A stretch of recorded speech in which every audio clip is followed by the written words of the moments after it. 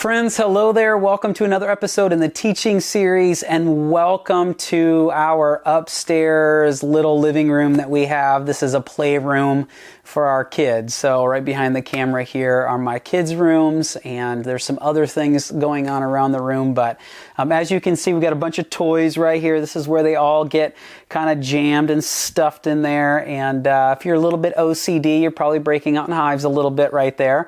But there is something in the midst of here that's going to help us to better understand Sabbath, because that's the mini-series that we're in right now. And this is part 3 of that series on Sabbath. And we've talked about a theology of work. We've talked about in whom do you trust, how Sabbath is an issue of trust.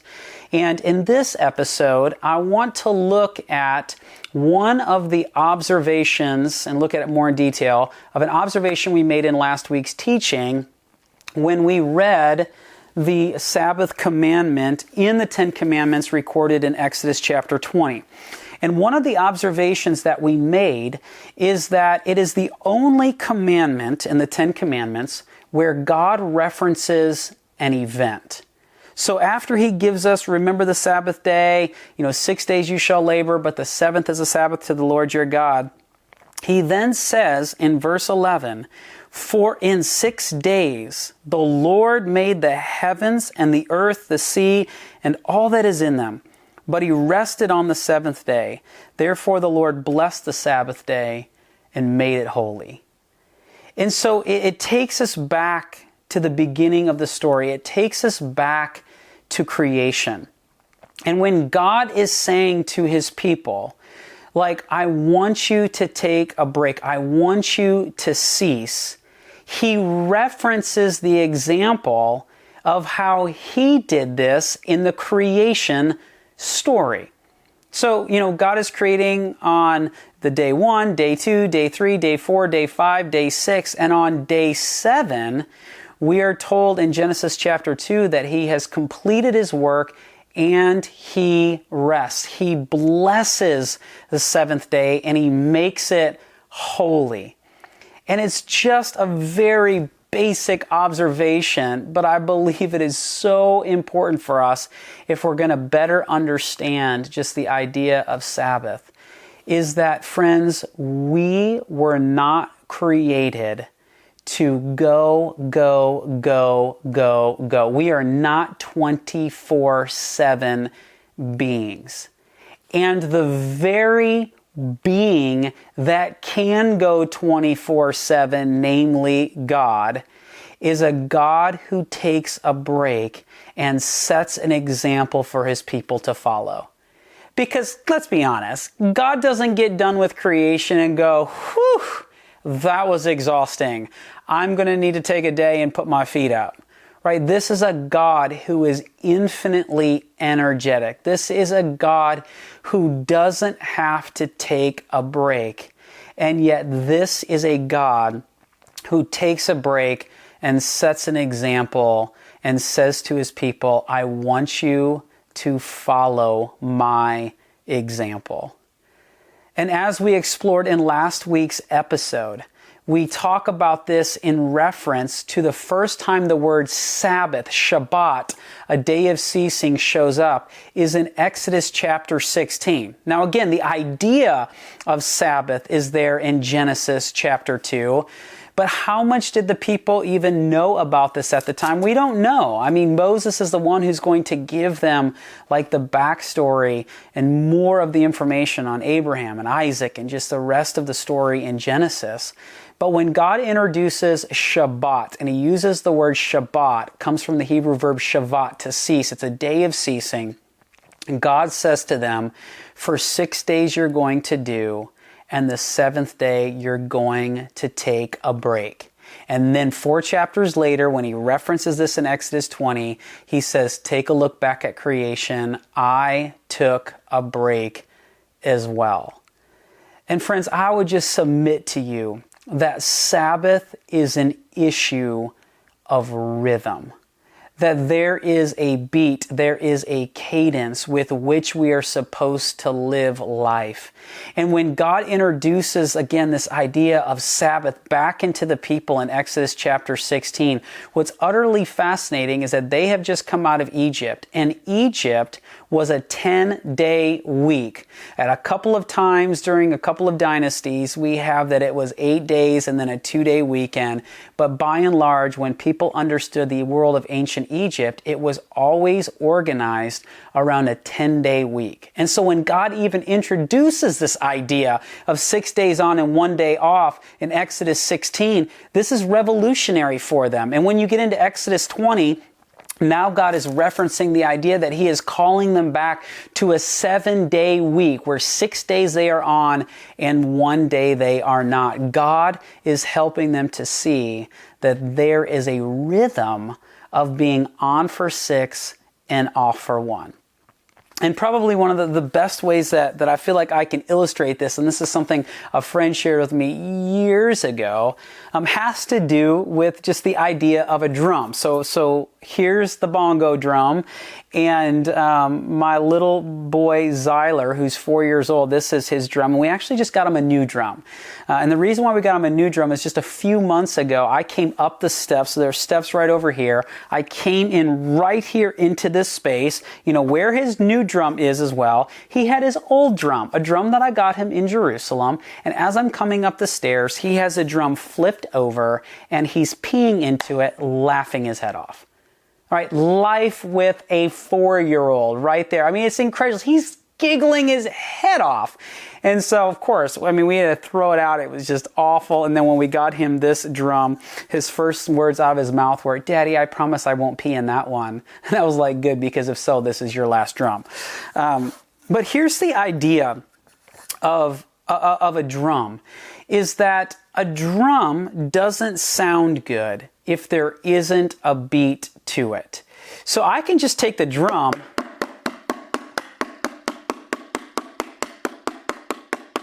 and do that, and that is annoying as all get out, right?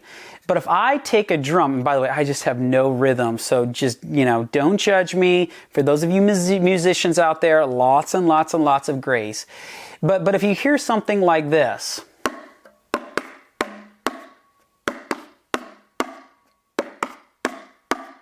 that, as rudimentary as that is, sounds a whole lot better than... Why? We say, well, the beat was different, and that is true, but what's informing the beat? It's the break. It's the pause. That this is a beat, but there's no break.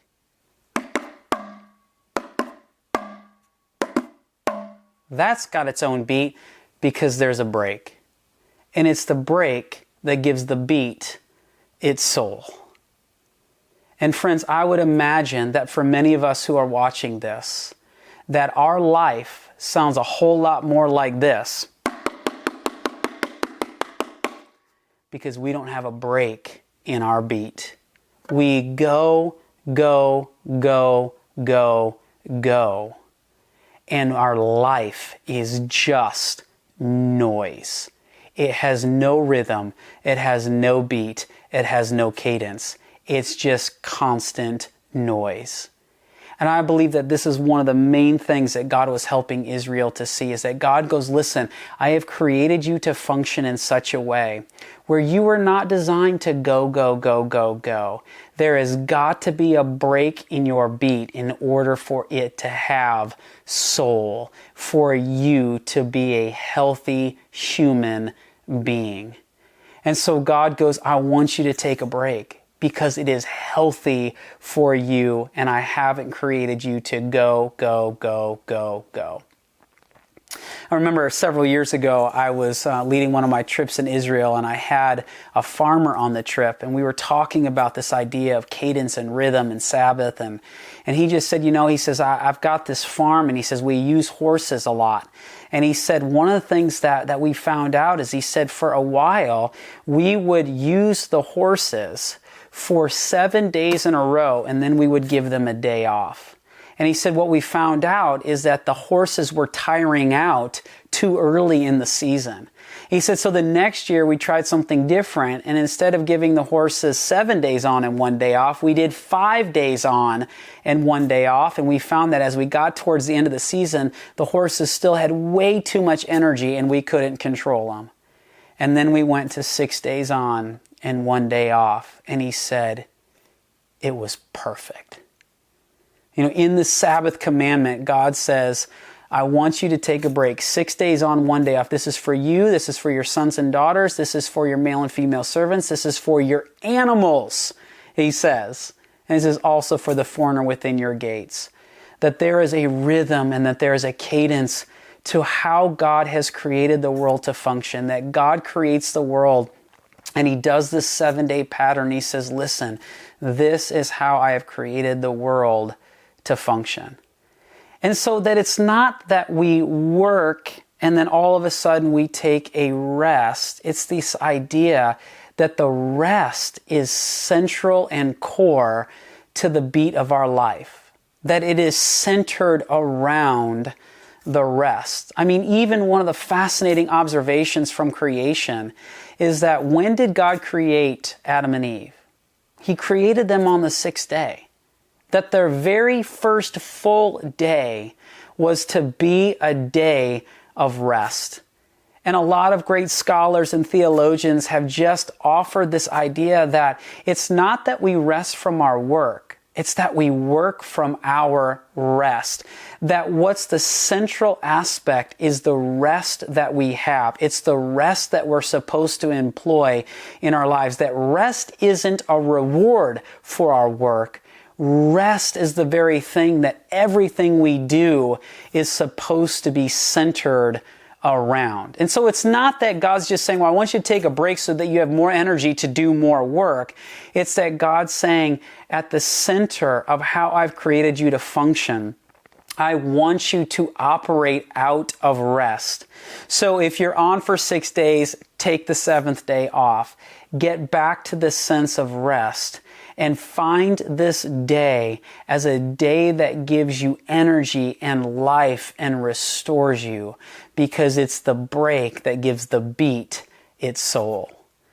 And so friends, for me, I'm reminded on the Sabbath day that I wasn't created just to go, go, go.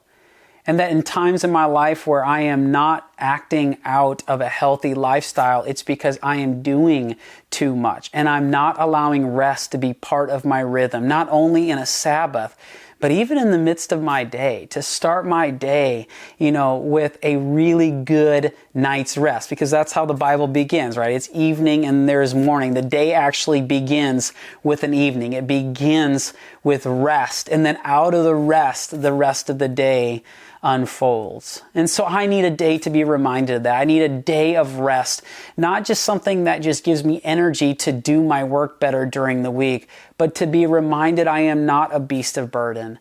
And that 1 day a week, God wants us to be a human being, someone who just is, who's not doing, who's not working, who's not accomplishing and achieving. And we'll talk a little bit more about that in the next couple of episodes.